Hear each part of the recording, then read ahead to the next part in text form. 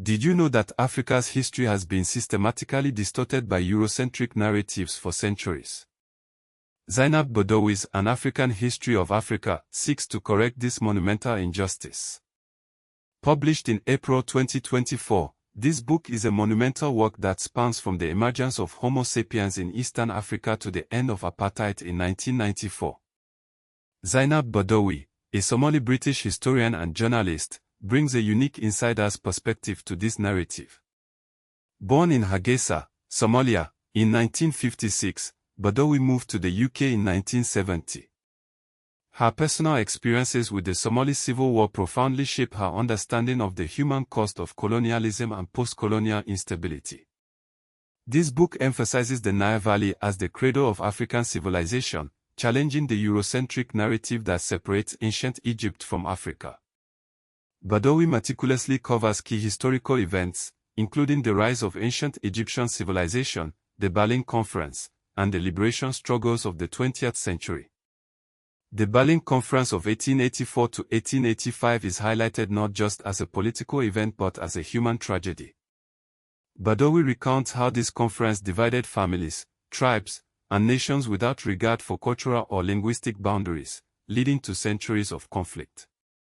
The book also delves into the formation of the African National Congress in 1912 and the end of apartheid in 1994 with Nelson Mandela's election.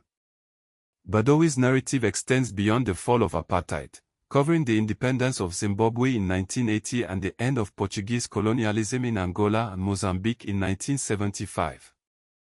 Her Somali heritage adds a layer of regional specificity, making this book a rare gem in general African histories.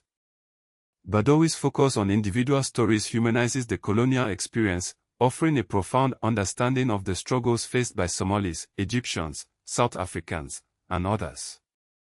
This book is a significant contribution to the decolonization of African history. It challenges the Eurocentric narrative that portrays Africa as a passive victim of colonialism rather than an active participant in its own history. By emphasizing the Nile Valley and ancient Egyptian civilization, Badawi helps reclaim African identity and challenge the notion that Africa has no pre-colonial history or civilization. The book is being used in universities and schools across the UK and Africa as a textbook for African history courses, educating a new generation about the rich and complex history of Africa. Badawi's broadcasting career and prominent media presence have amplified the book's message, making it a cultural touchstone for African history in the 21st century.